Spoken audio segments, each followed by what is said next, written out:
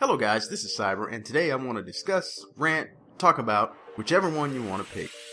OP, meta, and their effects on the gaming community. For those of you not familiar with those terms, OP stands for overpowered, and meta is in relation to commonly accepted methods of playing the game. These two categories are intertwined in very interesting ways and have an impact on the opinions of the community of these games. Then after these opinions have taken root, you begin to see factions on both sides, and at times it gets very nasty and hostile. So let's jump right in there with this term overpowered. Most if not all of you know what I mean when I say overpowered. I'm primarily talking about a weapon that deals so much damage that it gives an unfair advantage to a player. These instances do exist, and sometimes it's intentional. But what I have started to notice is that people start to categorize very functional weapons or mechanics as overpowered only because they present some kind of annoyance to a certain group of players.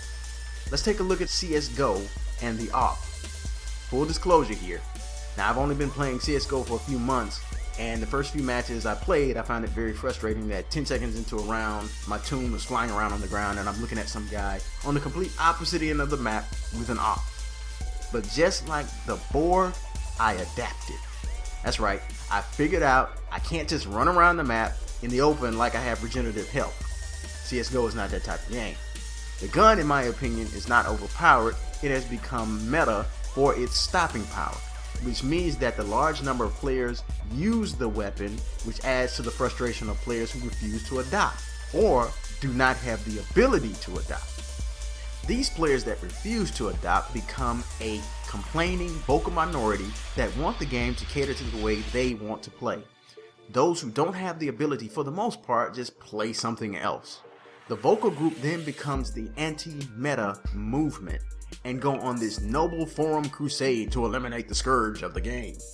One thing that I am still baffled by is that the same trends pop up in a player versus enemy game where all the players are on the same team.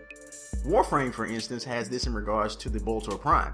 It's a mystery to me why, if you're on the same team, why it would even matter if another player has a weapon that outperforms yours.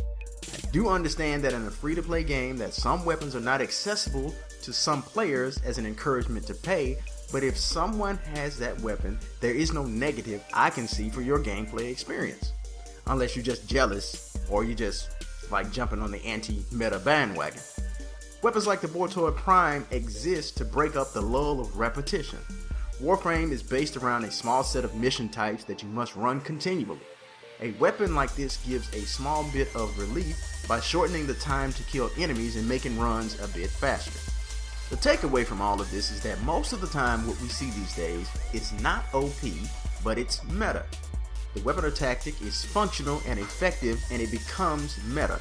And because in the end players are going to find the best way to win, the majority will ultimately use what is meta.